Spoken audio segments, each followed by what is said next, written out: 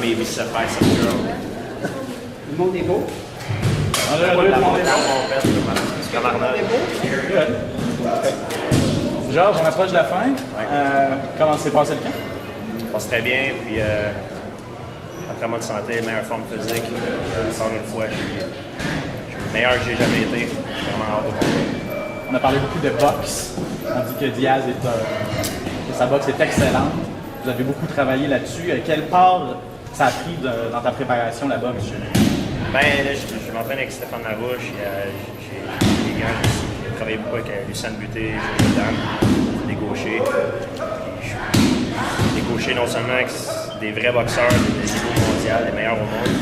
Donc, je vais vraiment très bien préparé. Là. Je suis habitué de voir les coups à Luciane. Quand Luciane il me frappe, ça ne sera pas l'exiase. Alors, côté boxe, je vais être bien préparé pour ça. Ça t'a posé des ennuis d'affronter des gauchers de ce calibre-là? Mais gaucher, c'est différent, mais moi, pour ma part, les gens ne savent pas, moi, je viens du karaté, alors j'ai l'habitude de travailler des deux côtés égal. Et j'ai pas vraiment de problème avec ça. En quoi tu es meilleur aujourd'hui à la boxe que tu l'étais? Je suis meilleur de façon générale. Je suis revenu de ma blessure. Mon premier combat, c'était vraiment spécial parce qu'il fallait que je me mette en forme. C'était tout un processus.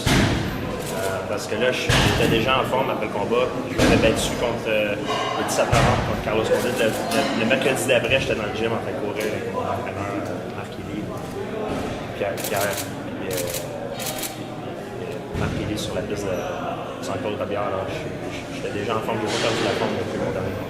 Ça en détail un peu sur les rounds que tu as fait avec Luchan, comment tu as aidé ça, qu'est-ce que tu as trouvé de particulier? Ouais, j'ai travaillé beaucoup avec Lucien et Jojo Dan, beaucoup, en côté boxe, avec mes deux partenaires d'entraînement.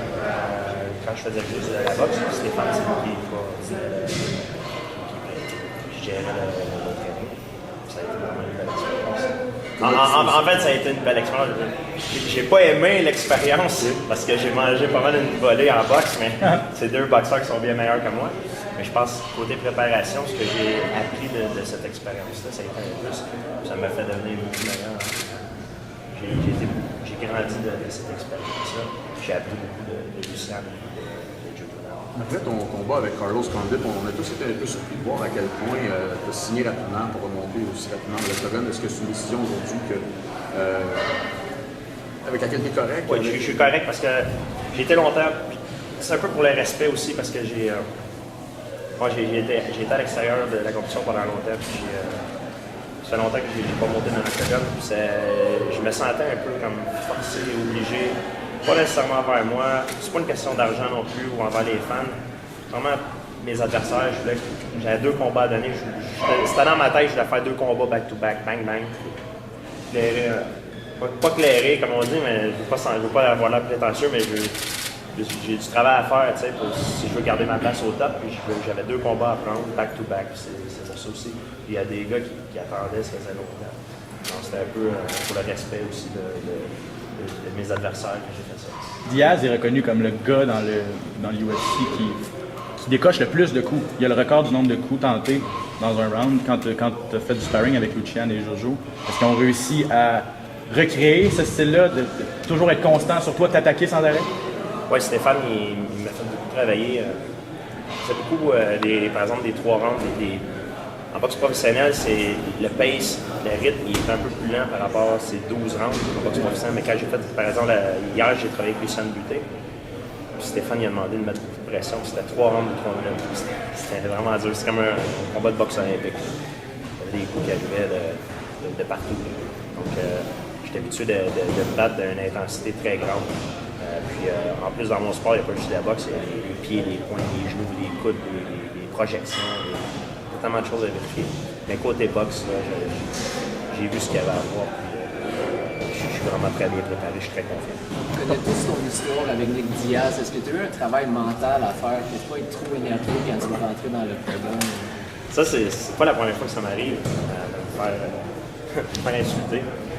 Parce que tous mes adversaires l'ont fait auparavant. Josh Koscheck, Hardy, j'ai nommé pas tous, là. Ils l'ont tous fait. Puis c'est pas juste ça, j'ai grandi, vous connaissez un peu mon passé, j'ai grandi à l'école, je me faisais battre à l'école. Par les plus vieux, j'étais victime d'intimidation. c'est quelque chose que j'ai vécu durant toute ma vie. C'est pas maintenant que ça va me déranger plus qu'avant. Je suis habitué de dégager ça. On a l'impression que c'est la première fois que tu as quelque chose de personnel avec un autre combattant, contrairement aux autres. Est-ce que ça, justement, ça peut poser problème? Est-ce que l'émotion... Écoutez, il y a une affaire que vous comprenez. On a un sport de full contact. La façon de promouvoir, c'est un sport de full contact, c'est un sport de combat.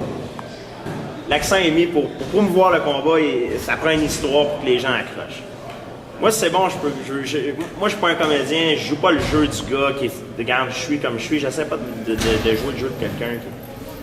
C'est sûr que je veux que le monde regarde le combat, je veux le vendre le combat, mais je suis pas fâché avec Diaz.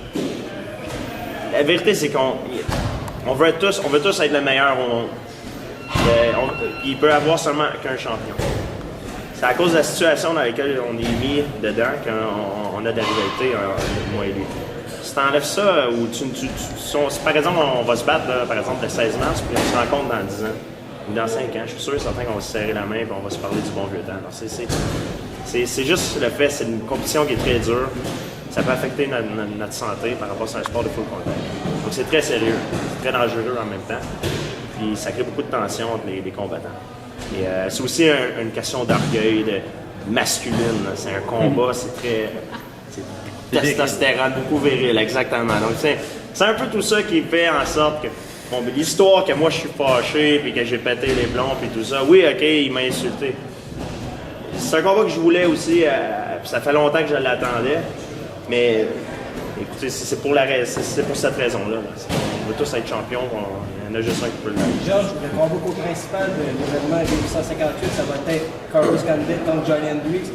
C'est le combat qui devrait décider du prochain aspirant au titre, théoriquement. On s'en livre. J'aimerais ça que tu me donnes ton opinion concernant ce combat-là. Oui, ben on va voir, là, il y a John Hendricks qui parle beaucoup. Les gars sont pas stupides, hein. Ils sont dans le business, ils veulent faire de l'argent. Je vends beaucoup de pay-per-view. Si vous regardez les nombres de pay-per-view, j'en vends beaucoup. C'est le meilleur selon Dana White. Je vends beaucoup de pay-per-view. Les gars, ils veulent se battre contre moi pour avoir l'argent, tu sais. C'est pas rien de personnel. Moi, je ne prends pas personnel. Je sais que les gars, ils veulent faire du cash. Tout ça. Puis il y a un autre gars dans... Ben Anderson, il vient de me... À ce qui paraît, j'ai entendu dire qu'il... challenger, ouais. Ben, c'est ça. Les gars veulent faire de l'argent, puis c'est normal, on est aussi dans le sport pour faire de l'argent. Les gars, ils veulent avoir un futur, tout ça. Je le prends pas personnel. Pour moi, c'est très flatteur. Je suis content d'avoir le support des fans. Puis moi, j'essaie juste de rester naturel. Je reste moi-même. Je joue pas de game. Ce que vous voyez, c'est authentique. C'est qu'est-ce que je suis. Ouais, ben moi je suis authentique. Je joue pas de game. Je reste fidèle à moi-même. Puis ce que vous voyez, ben, c'est ce que je suis. Justement, Georges, tu as participé dans beaucoup de gros combats. Pour Nick, ça va être son plus gros combat sûrement en carrière. Penses-tu que tu as un avantage mentalement avoir déjà été là? Mais Nick, il s'est battu aussi au Japon. Il s'est battu un peu partout dans le monde. Hein. Il a beaucoup d'expérience. Je sais pas si je vais avoir un avantage, mais moi, ma confiance vient du fait que je suis de la façon que je me prépare. Puis je vais vous dire un truc, je suis vraiment très bien préparé. Là. Je suis le mieux préparé que j'ai jamais été pour un combat. Je suis vraiment confiant à cause de ça. Je vais aller dans l'octogone. Puis en montant dans l'octogone, moi, de la façon que ça marche dans ma tête, c'est que j'ai tout fait ce que je pouvais faire pour arriver à mon pic, pour arriver au top de ce que je peux donner. Que je gagne, que je perds, moi je crois que c'est pas moi qui décide ça. Je crois que c'est pas moi qui décide ça. C'est entre les mains de Dieu, comme on dit. Puis moi, je me suis préparé le mieux que je peux. Puis le reste, ben, c'est comme quand on joue au golf, là, la balle est déjà dans les airs, puis c'est pas moi qui contrôle ça. Moi, j'ai contrôlé tout ce que je devais contrôler, puis le reste, c'est comme un automatisme. Quand tu es dans le ring, tu penses pas. Quand tu es dans l'octogone, tu penses pas. C'est comme... c'est automatique. Tu es sur le cruise control, puis tu t'en vas, puis c'est ça. Nick Diaz a défrayé la manchette de la dernière semaine. Il est passé à ça, comme on dit, de perdre sa chance de t'affronter. En quoi ça a dérangé ta préparation? Ah, ça, tu vois, j'ai pas eu vent de cette nouvelle-là. Mes partenaires d'entraînement et mes entraîneurs, ils me l'ont bien caché. C'est quoi qu'il a fait encore? Parce qu'il s'est pas présenté encore une fois à 3 entrevues pour le UFC Prime Time. Pour être honnête avec toi, c'est à cause que Nick Diaz s'est pas présenté. Le 14, il s'est supposément pas présenté ou il est arrivé en retard puis ils n'ont pas pu tourner le countdown comme ça. Fait que Dana White a supposément dit qu'il était à 2 doigts d'enlever Nick Diaz. Oh my God. J'espère qu'il va pas l'enlever parce que là, je me suis préparé très fort. Là.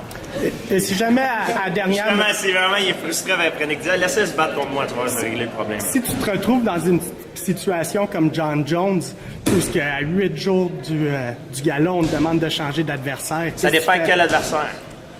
Parce que moi, je me suis entraîné, je me suis préparé spécifiquement pour un type d'adversaire qui est Nick Diaz. Ça dépend contre quel type d'adversaire. Tu comprends ce que je veux dire? Je comprends aussi la décision de John Jones, ça dépend de... Tu peux pas... Johnny Hendricks. T'as beaucoup sur la ligne. T'as beaucoup d'argent, t'as beaucoup sur la ligne. Là. Perdre tout ça, le monde il chiale tout ça. Là. Regarde, John Jones, il est encore champion, puis il est au top. Là, si on remplaçait Nick Diaz par Johnny Hendricks, ce serait vraiment un désastre parce qu'on parle pas faudrait que j'en parle avec mes entraîneurs. Tout ça. Sans dire un désastre, c'est deux gauchers. Un, c'est un lutteur, l'autre, c'est un petit peu... Faudrait que regarde, j'ai pas pensé à ça du tout, puis j'y pense pas, puis j'espère qu'il va se pointer au Parce combat. qu'il reste une grosse semaine d'obligations médiatiques là, avant le combat. Ouais. Est-ce que ça te stresse qu'il se présente pas puis finalement on tire la plug? Non, il va se présenter. C'est impossible. Ça serait inconcevable qu'il se présente pas. C'est le gars, c'est un combat. S'il va faire de l'argent, il va être peut-être bien pour le reste de sa vie à cause de ça. S'il se présente pas, c'est qu'il est vraiment imbécile. Là. Mais c'est pas un gars qui est imbécile. Je l'ai observé, je l'ai étudié. C'est pas un gars qui est imbécile. Il est bizarre, il est anorthodoxe. Il a des problèmes de comment il gère son stress, d'anxiété. C'est pas quelqu'un qui est imbécile. Et comment t'expliques? Est-ce que c'est si pire que ça, faire des entrevues puis filmer des UFC Countdown Prime Time? Est-ce que c'est si un gros fardeau que ça pour que lui se présente? On a chacun nos problèmes, chacun nos cicatrices, comme on dit. Il y a peut-être des problèmes dans le passé, je sais pas. On a chacun nos problèmes. Moi, je connais pas sa vie par cœur. Je sais pas pourquoi il y a des problèmes avec ça. Mais c'est clair qu'il y a un problème au niveau de l'anxiété. Il contrôle son anxiété, tout ça. Quand il est en face de la caméra, il n'est pas le même.